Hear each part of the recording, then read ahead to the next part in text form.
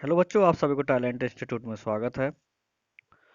Due soul बच्चों, important notes है ये ड्यू सोल का, जो कि आप लोगों का पेपर स्टार्ट होने वाला है 15 मार्च से।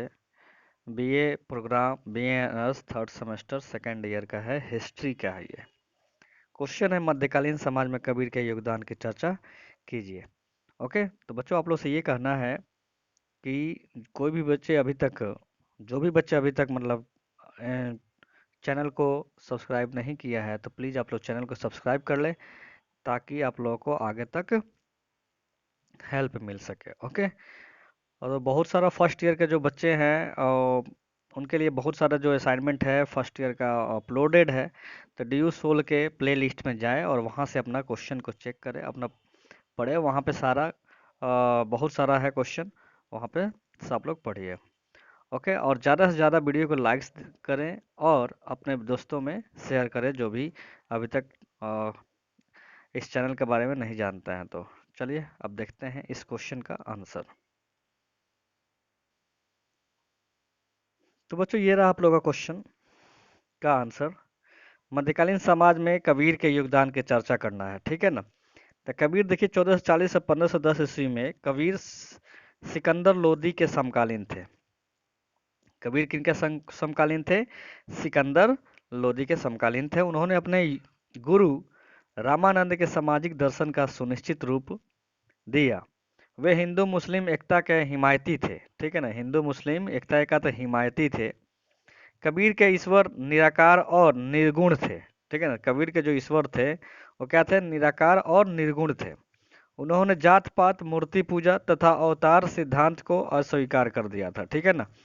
कबीर जी ने कहा था, जो मूर्ति पूजा होता है, इस जात पात को वो नहीं मानते थे, ठीक है। कबीर 15वीं सदी के भारतीय रहस्यवादी कवि और संत थे। कबीर जो है 15वीं सदी के भारतीय रहस्यवादी कवि और संत थे। वे हिंदी साहित्य के भक्तकालीन युग में ज्ञानश्रयी निर्गुण शाखा की काव्य धारा के परिवर्तक थे, ठीक है ना। भक्तिकालीन युग में ज्ञानाश्रयी निर्गुण शाखा के क्या थे? वो काव्य धारा के प्रवर्तक थे। उनके लेखन सिखों के आदि ग्रंथ में भी मिल जा सकता है, ठीक है ना। इनके लेखन किस में मिल सकता है? सिखों के आदि ग्रंथ में भी मिलता है, ठीक है। वे हिंदू धर्म व इस्लाम के आलोचक थे, ठीक है ना। वे हिंदू और मुस्लिम दोनों के क्या थे? आलोचक थे। उनके जीवन काल के दौरान हिंदू और मुसलमान दोनों ने उन्हें अपने विचारों के लिए धमकी दी थी, ठीक है ना। अब दोनों हिंदू और मुस्लिम दोनों ने उनके जीवन काल के दौरान, दोनों ने इनको क्या किया था? धमकी दिया था उनके विचारों के लिए। ओके, कबीर पंथ नामक धार्मिक संप्रदाय इनकी शिक्षाओं के अनुयायी है। कबीर पंथ नामक धार्मिक एक संप्रदाय है जो कि इनके शिक्षा का क्या है? अनुयायी है। कबीर की भाषा सधुक सधुकड़ी है, ठीक है ना। कबीर की भाषा क्या है? सधुकड़ी। कबीर ने काशी के पास मगहर में देह त्याग दी, ठीक है ना। कबीर ने काशी के पास मगहर, मगहर एक जगह है जो कि वहां पे अपना देह को त्याग दिया था, ठीक है ना, शरीर को त्याग दिया था। ऐसे मान्यता है कि मृत्यु के बाद उनके शव को लेकर विवाद उत्पन्न हो गया था, ठीक है ना। मृत्यु के बाद उनके शव को लेकर क्या हो गया था? विवाद उत्पन्न हो गया था। हिंदू कहते थे कि उनका अंतिम संस्कार हिंदू रीति रिवाज से होना चाहिए, और मुस्लिम कहते थे कि मुस्लिम रीति से। ओके, तो इसी विवाद के चलते जब उनके शव पर से चादर हट गई, तब लोगों ने वहां फूलों का ढेर पड़ा देखा। बाद में वहां से आधे फूल हिंदुओं ने ले लिए और आधे मुसलमानों ने मुस्लिम रीति से और हिंदुओं ने हिंदू रीति से उन फूलों का अंतिम संस्कार किया, ठीक है। मगहर में कबीर की समाधि है। मगहर में कबीर की क्या है? समाधि है। जन्म की भांति इनकी मृत्यु तिथि एवं घटना को लेकर भी मतभेद है, किंतु अधिकतर विद्वान उनकी मृत्यु संवत 1575 विक्रम संवत 1518 ईस्वी मानते हैं, लेकिन बाद में कुछ इतिहासकारों ने उनकी मृत्यु 1448 को मानते हैं। अब देखिए यहाँ पे तो बहुत का गड़बड़ है। अब देखिए आगे क्या होता है। कबीर का जन्म ऐसे समय में हुआ जब समाज अनेक बुराइयों से ग्रस्त था। कबीर का जन्म ऐसे समय में हुआ था जब समाज में बहुत सारे बुराइयां था। छुआछूत, अंधविश्वास, रूढ़िवादिता, मिथ्याचार, पाखंड का बोलबाला था और हिंदू मुसलमान आपस में झगड़ते रहते थे। ये तो अभी भी है, ठीक है। अभी भी लोग समझदार नहीं हुए हैं, सिर्फ हिंदू मुस्लिम करके लड़ाई करते रहते हैं। तो देखिए यहाँ पे धार्मिक पखंड अपनी चरम सीमा पर था, ठीक है ना। धार्मिक पखंड जो है, अब देखिए यहाँ पे धार्मिक पाखंड कहा गया है, चरम सीमा पर था। धार्मिक कट्टरता और संकीर्णता के कारण समाज का संतुलन बिगड़ रहा था, ठीक है। कुरीतियों एवं कुप्रथाओं का बोलबाला था तथा सामाजिक विषमता बढ़ती जा रही थी। उस समय किसी ऐसे महात्मा या समाज सुधारक की आवश्यकता थी जो समाज में व्याप्त इन बुराइयों पर निर्भीकता से प्रहार कर सके, धर्मों के अनुयायियों को बिना किसी भेदभाव के फटकार सके और सदाचार का उपदेश देकर सामाजिक समरसता की स्थापना करे, ठीक है ना। बहुत कमी था उस समय। कबीर इन आवश्यकताओं की पूर्ति करते हैं। जब अब उसी समय क्या हुआ, कबीर जी का आगमन हो गया, ठीक है। उल्लेखनीय है कि उनमें हिंदू और इस्लाम की रूढ़ियों, संकीर्णताओं और कट्टरताओं के विरुद्ध खड़े होने की जैसी दृढ़ता थी, वैसी ही सच को कहने की निर्भीकता भी थी। और कबीर जो थे डरते नहीं थे, वो सच के सिवा झूठ नहीं बोलते थे, ठीक है ना। सच जो भी है वो किसी के भी मुंह पे बोल देते थे, वह हिंदू हो या मुस्लिम हो। तो यहाँ पे देखिए लिखा गया है, उनका एक दोहा है, साच ही कहत और साच ही गहत है, कांच को त्याग कर सांच लगा, ठीक है ना। कांच को त्याग कर सांच लगा। कहे कबीर यूं भक्त निर्भय हुआ, जन्म और मरण का मर्म भागा, ठीक है ना। कबीर के सामाजिक चेतना या समाज सुधारक व्यक्तित्व पर विचार करने से पूर्व यह जान लेना आवश्यक है कि क्या मध्यकालीन सामाजिक व्यवस्था से जुड़ी हुई समस्याओं के धार्मिक तथा राजनीतिक समस्या से बिल्कुल अलग करके देखा जा सकता है। अब देखिए आगे क्या होता है। एक क्षण के लिए मध्यकालीन या कबीरकालीन समाज को दरकिनार करके अपने आधुनिक समाज को देख लिया जाए तो बात कुछ अधिक साफ ढंग से समझ में आएगा। देखिए अब आज के समय में अनेक समस्याओं में से सबसे बड़ी और प्रमुख समस्या है धार्मिक कट्टरपन, ठीक है ना। अभी भी है, सही बात है, धार्मिक कट्टरपन अभी भी है। हिंदू अपना हिंदुत्व को, और मुस्लिम अपना मुस्लिम का, सभी अपना धार्मिक कट्टरपन है, ठीक है। इसकी धार्मिक कट्टरता या सांप्रदायिकता के कारण एक आदमी दूसरे आदमी के खून का प्यासा बन जाता है, ठीक है ना। जिसके कारण समाज में व्यक्तियों का सह अस्तित्व ही खतरे में पड़ जाता है, जो सामाजिक संगठन के मूलभूत आवश्यकता है, ठीक है ना। अपने अपने धर्म को लेकर के फिर लड़ाई करता है लोग, और वहां पे खून की फिर प्यासा बन जाता है, लोग एक दूसरे को मारता है। जहां तक कबीर के समाज सुधारक होने का प्रश्न है, यह निर्विवाद सत्य है कि वे बुद्ध, गांधी, अंबेडकर इत्यादि क्रांतिकारी समाज सुधारकों को परंपरा में शामिल होते हैं। एक महान समाज सुधारक के मूल पहचान यह है कि वह अपने युग के विसंगतियों को पहचान करे, एक मौलिक व समयानुकूल जीवन दृष्टि प्रस्तावित करे और इस जीवन दृष्टि को स्थापित करने के लिए हर प्रकार के भय और लालच से मुक्त होकर दृढ़तापूर्वक संघर्ष करे। कबीर के व्यक्तित्व का विश्लेषण करें तो हम समझ सकते हैं कि वे जिस सामंतवादी युग में थे वह सामाजिक दृष्टि से अपकर्ष का काल था, ठीक है ना। विलासिता जैसे मूल्य समाज में फैले हुए थे। नारी को भोग की वस्तु माना जाता था। नारी को क्या माना जाता था भाई, उस समय भोग की वस्तु माना जाता था। वर्ण व्यवस्था और सांप्रदायिकता ने मानव समाज को खंडित किया था। धर्म का आडंबरकारी रूप वास्तविक धार्मिकता को निगल चुका था और भाषा से लेकर जीवन शैली तक एक प्रकार का अभि अभिजात्य उच्च वर्गों की मानसिकता में बैठा हुआ था, ठीक है ना। अभी भी है कुछ लोगों के मन में कि हम बड़े कास्ट हैं, वो छोटे कास्ट है। ऐसे समय में कबीर ने मानव मात्र की एकता का सवाल उठाया और स्पष्ट घोषणा की कि साईं के सब जीव हैं कीरी कुंजर दोए, ठीक है ना, साईं के सब क्या है भाई, सारे जीव जो है साईं के जीव हैं। वे समाज के प्रति अति संवेदनशीलता से भरे रहें, क्योंकि सुखिया सुखिया संसार खाता और सोता रहा, जबकि संसार की वास्तविकता समझकर दुखिया कबीर जागते और रोते रहे। यह निम्नलिखित पंक्ति से स्पष्ट हो जाता है। सुखिया सब संसार है, खावे आरु सोआय, दुखिया दास कबीर है, जागे आरु रोआय। ठीक है ना। यह संवेदनशीलता निष्क्रिय नहीं थी, बल्कि इतनी ज्यादा दृढ़ता और आत्मविश्वास से भरी थी कि बेहतर समाज के निर्माण के लिए कबीर अपना घर फूकने को पूर्णतः तैयार थे। ठीक है ना, वो समाज को सुधारने के लिए कुछ भी कर सकते थे। ठीक है ना।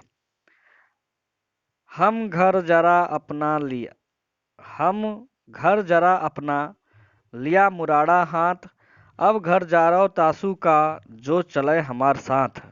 ठीक है ना। कबीर के समाज में के प्रति यही दृष्टिकोण वर्ण व्यवस्था, सांप्रदायिकता, भाषाई अभिजात्य और धार्मिक आडंबरों के कठोर खंडन में साफ दिखाई पड़ता है। उल्लेखनीय है कि भारतीय सामाजिक व्यवस्था को धार्मिक व्यवस्था से बहुत अलग करके नहीं देखा जा सकता है। जहाँ जाति भेद, वर्णभेद धार्मिक व्यवस्था की का ही परिणाम है, जहाँ पति पत्नी को संबंध आध्यात्मिक बंधन है, जहाँ व्यक्ति परिवार और समाज के पारस्परिक संबंध को मूलाधार धर्म है, वहाँ सामाजिकता धार्मिकता से अलग कैसे हो सकती है। ब्राह्मण छुआछूत को इसलिए बढ़ावा देता है कि वह इसे अपना धर्म मानता है। यही नहीं, एक वधिक जानवरों का वध इसलिए करता है कि यह उसका धर्म ईश्वर द्वारा निर्धारित कार्य है। शूद्रों का सभी वर्गों का सेवा इसलिए करनी चाहिए कि ईश्वर ने उसे इसी के लिए पृथ्वी पर भेजा है। जिस देश में गरीब अमीर, सुख दुख, जाति पाति, ऊंच नीच सभी कुछ ईश्वर की इच्छा से निर्धारित है, उस देश में यदि किसी भी तरह का सामाजिक परिवर्तन लाना है तो उसके धार्मिक परिवर्तन की दिशा में प्रयत्न करना होगा। आज के बौद्धिक तथा वैज्ञानिक दृष्टिकोण के उपयुक्त बातें आधारहीन भले ही हो, किंतु मध्ययुगीन अब परिप्रेक्ष्य में ये 100% सत्य है। कबीर जैसा ओजस्वी तथा विद्रोही रचनाकार जब इस तरह का भाव व्यक्त कर सकते हैं, तब भ्रम की गुंजाइश कहाँ रह जाती है। कबीरदास ने यह भी अनुभव किया था कि जाति व्यवस्था को अगर शिथिल न किया जाए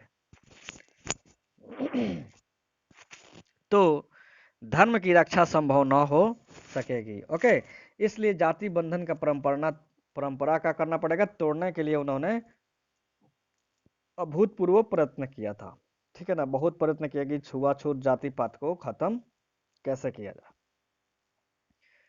जाति पाति पूछे नहीं कोई, हरि को भेजे सो हरि का कोई। ठीक है ना, जाति पाति पूछे न कोई, हरि का भेजे सो हरि का कोई के सिद्धांत का प्रतिष्ठा कर उन्होंने धर्म का सशक्त और सुसंगठित किया। जाति भेद का संकीर्णता जिस हद तक पहुंच गई थी, उसका स्पष्ट संकेत कबीर की रचनाओं में मिलता है। कबीर मूर्ति पूजा के घोर विरोधी थे। वे मानते थे जिस परमात्मा का कोई आकार नहीं, देश काल का जिसके लिए कोई आधार नहीं, उसकी मूर्ति कैसी। अतः मूर्ति पूजक हिंदुओं को फटकारते हुए वे कहते हैं, पाहन पूजय हरि मिले तो मैं पूजू पहाड़। कह रहा है पाहन पूजे हरि मिले तो मैं पूजू पहाड़, ताते यह चकी भली पीस खाए संसार। ताते यह चकी भली पीस खाए संसार, इसका मतलब देखिए, कबीर के तर्कवादी सोच का एक पहलू उनके आडंबर विरोधी नजरिए में दिखता है। कह रहा कि अगर हम किसी के मूर्ति को पूजते हैं या तो हम क्या करें, पहाड़ को पूज लें। ठीक है ना। उसके बाद से कहते हैं ताते यह चकी भली पीस खाए संसार। ओके, चलिए इसका, वे मध्यकाल के संत थे। ठीक है ना, क्या थे भाई, कबीर जो थे मध्यकाल के क्या थे, संत थे। इसलिए ईश्वर में उनकी गहरी आस्था थी, किंतु अपनी सहज तार्किकता से वे समझते थे कि ईश्वर जो अपने आप में पूर्ण है, किसी भी प्रणाली से यह अपेक्षा नहीं रहता होगा कि वह उसके नाम पर बलि चढ़ाए, तीर्थाटन या कर्मकांड करें। अपनी इसी तार्किकता के चलते उन्होंने हिंदुओं और मुसलमानों में प्रचलित आडंबरों पर करारा प्रहार किया। उन्होंने देखा कि हिंदुओं में मुंडन कराने की प्रथा प्रचंड रूप में विद्यमान है। विशेष रूप से मंदिरों और मठों में ईश्वर के साधक इस लालच में गंजे हो जाते थे कि इस परंपरा पर चलकर स्वर्ग तथा ईश्वर की उपलब्धि कुछ आसान हो जाएगी। कबीरदास ने इस अतार्किक परंपरा पर जबरदस्त व्यंग करते हुए कहा,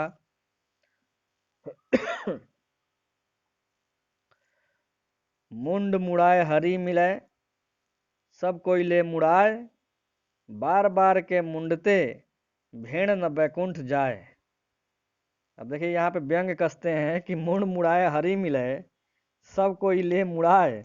कह रहा है अगर मुड़ाने से हरि मिलता है तो सब कोई मुंडी को मुड़वा ले, ठीक है ना। बार बार के मुंडते भेड़ न बैकुंठ जाए, ठीक है ना। बार बार के जो है मुड़वाया जाता है भेड़ का जो बाल, तो वो तो बैकुंठ को न जाता है, ठीक है ना भाई। भेड़ कबीर ने मुसलमानों को भी आडंबरों के लिए क्रोध के साथ फटकारा है।